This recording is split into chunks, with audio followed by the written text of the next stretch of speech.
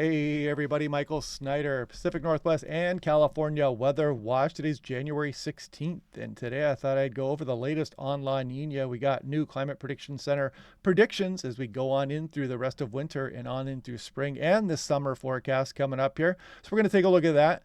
59% chance of remaining in these La Nina conditions as we go February through April, but then we start to transition to potentially neutral conditions as we go through March, May, and 2025, a brand new year here. 60% chance that we're going to head on in towards those neutral conditions as we go through spring.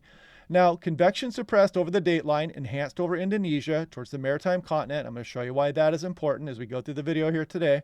The traditional and equatorial southern oscillation indexes were positive. So it did resemble La Nina conditions, but just because you have La Nina conditions technically in effect does not mean that you're going to get this active weather or big Arctic outbreaks. There are other factors here, and right now, we've got the ridging a bit too close to the west coast of North America, and I've been showing that in my daily briefings. So we'll take a little bit of a look at that, and we'll take a look at some other fun things here as well, and why the tropics are so important to the entire planet meteorology and forecasting.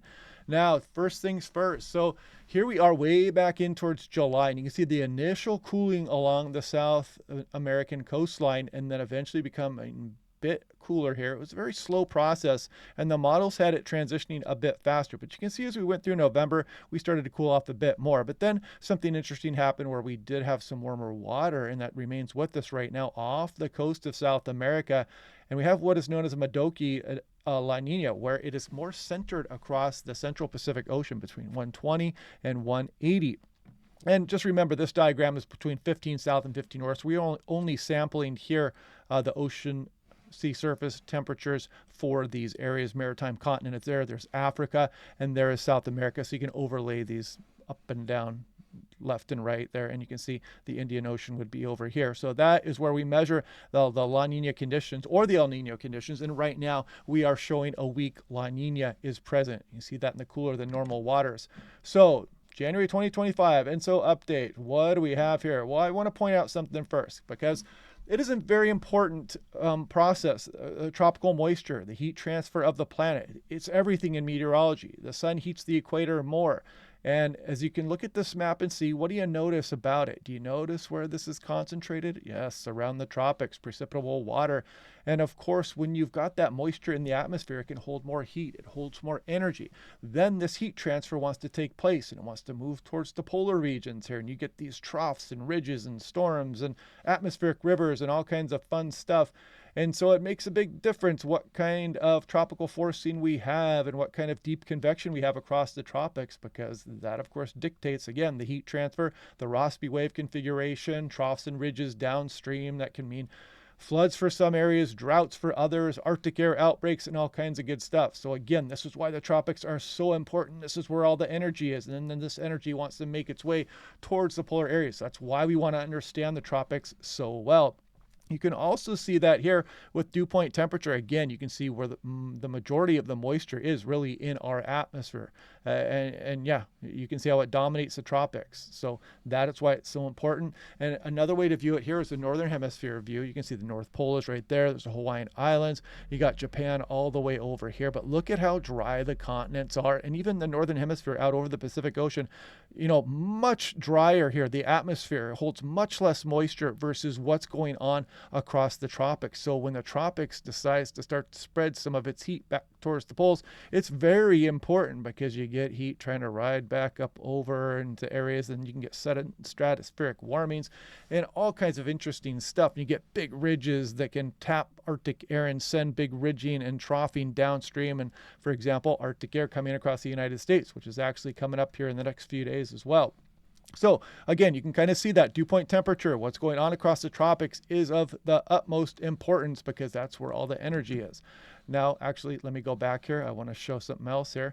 Now, this is also the northern hemisphere view of the precipitable water. So just kind of showing you the same map, driving home the point on just how dry some of the North Pacific is versus some of the tropical regions here, across the lower latitudes and the equatorial regions. And again, like I talked about, warm air holds much more moisture and more energy versus that drier air. So what does happen in the tropics does not stay in the tropics. It affects everything downstream and across the planet. So One way to look at how that is interacting with the planet is the Southern Oscillation Index. This is La Nina conditions here. You got higher pressure in Tahiti and lower pressure, at least that's the theory, across Darwin, because you've got stronger trade winds, cooler than normal water across the equatorial region. So the stronger trade winds push off to the Western Pacific here out of the east, and then you bunch up this heat, and then you've got this deep convection right off the Western Pacific. And of course, places like Siberia or areas to the north are colder, so you get a stronger jet stream and a stronger gradient.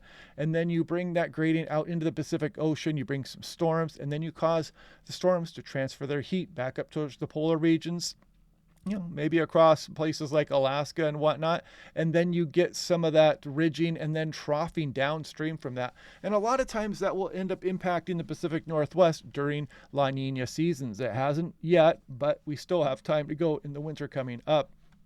So taking a look at that Southern Oscillation Index, something interesting though is over the 30-day running total here is almost down towards neutral, zero. There's the zero line right here. So we have been kind of mimicking the La Nina conditions I just showed. So when we are in positive, you have higher pressure over Tahiti and lower pressure over Darwin. We have been in positive, and still the 90-day running total is still in positive there. And in fact, the daily contribution as of today was 6. So it's still positive. So this 30-day running total is probably going to bounce back here as we go.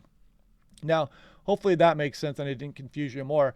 But what everybody wants to know about here is what is the Climate Prediction Center's update here. So January 16th, if I click on that, you can see we are still scheduled to be below normal here. I know it seems like we've been dealing with this for a while with some above average temperatures and some inactive weather here for the first half of January, but still the signal continues to show below normal.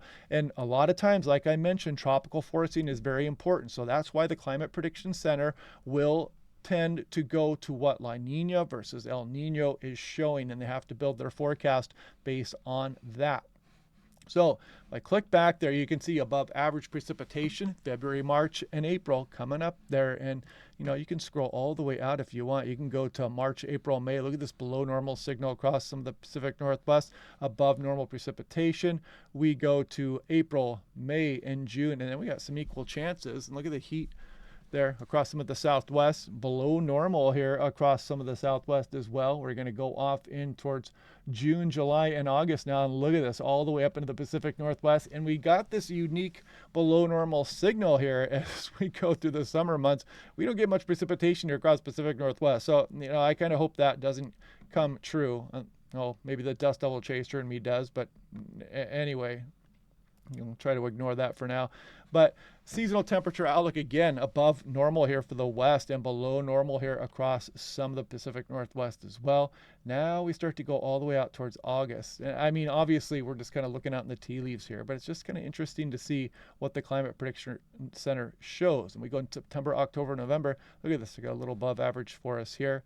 And let's see, we'll go to October, November, December, another above average there. And we'll get an atmospheric river in October or something. There's November, December, January, and just going off into the future. Who knows? But it's just kind of fun to see what they do put out. And this goes about as far as they go here, all the way into 2026, February, March, April. Look, we got a below normal signal there. So, yeah, cross your fingers for next year if you believe that.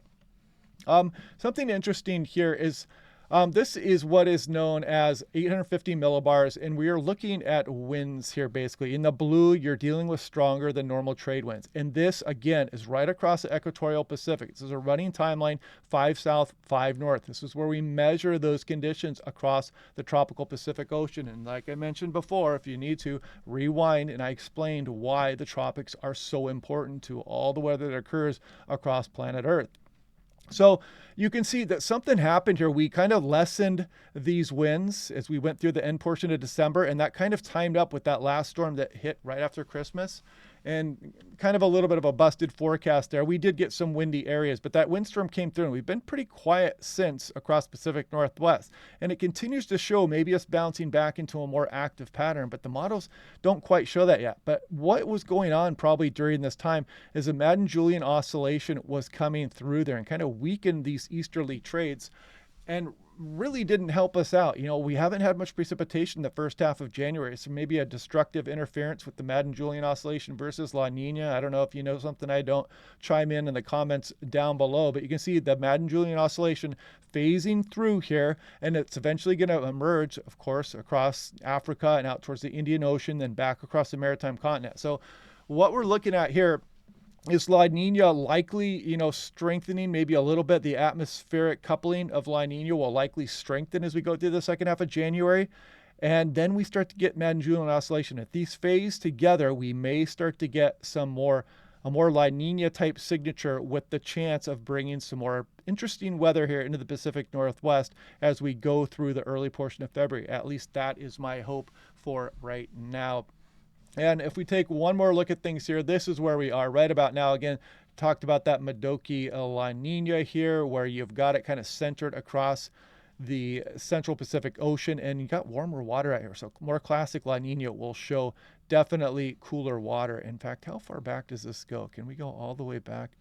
It's not going to go back far enough here. We're only going back to 2023, it looks like. So you can kind of see last year's El Nino year. I thought that this used to go back a little bit more, but maybe I am incorrect there. But anyway, I digress. A more classic La Nina will definitely be cooler like this. It'll be backed up all the way against the shores of South America, and this is warmer than normal here. But if I scroll ahead to where we are now, kind of a pathetic looking La Nina, it's just not that powerful right now. And again, we saw even the last 30 days, even the Southern Oscillation Index isn't really mimicking too much of a La Nina signal. But on the other side of things, if I go to the European model and I go to, let's say, we'll go to upper level winds, we'll go to 300 millibars.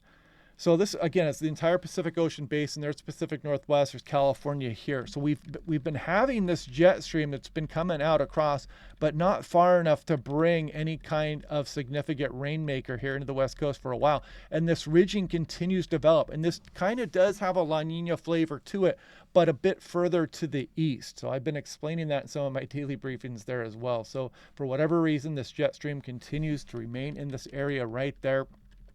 And probably waiting for that Madden-Julian oscillation to come around and phase again across the Indian Ocean and maritime continent to where we can get some more traditional La Nina weather in here. And maybe it'll time up right with February. You guys, if you live different a length of time, we can get snowy Februarys here in the Pacific Northwest.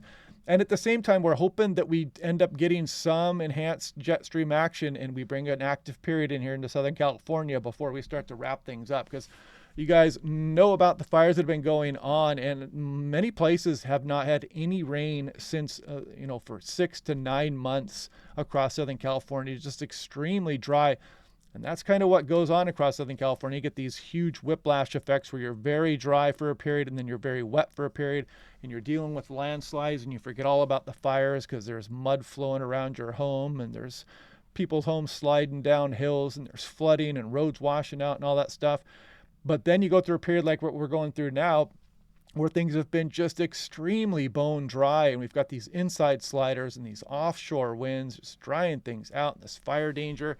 And then everybody's talking about, we need to cut down all the brush on the hills and whatnot. And it's like, yeah, but then when the rain returns, you need that vegetation up there, to hold the hillside in place. But anyway, hopefully we do start to phase towards a more active period as we go on in through the month of February. I have a feeling at some point in February or March, we're going to get some kind of storm activity returning, and probably including Southern California. It's just kind of a hunch there, but that's usually how it goes as well. There's usually a burst at some point as we go through February and March. Something will phase here. Maybe that Madden-Julian oscillation will get going across the Pacific as we go on through the month of February and into March. But anyway, I hope I didn't confuse you guys anymore. Leave some comments down below if you have any questions. I'll do my best to answer. But yeah, again, we are in La Nina advisory. That weak La Nina is still hanging out here.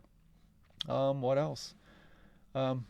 Tropics. They mean everything. That heat transfer is a huge factor, and that's why ENSO, El Nino Southern Oscillation, La Nina, and El Nino are so downright important here. And, over the next coming decades, I have good confidence that we will start to understand this heat transfer from the tropics to the poles increasingly better. And, and it'll transfer into our long range forecast a bit better as well. So anyway, click like and subscribe. I'll do my normal briefings on both channels tomorrow, and I will talk to you guys then.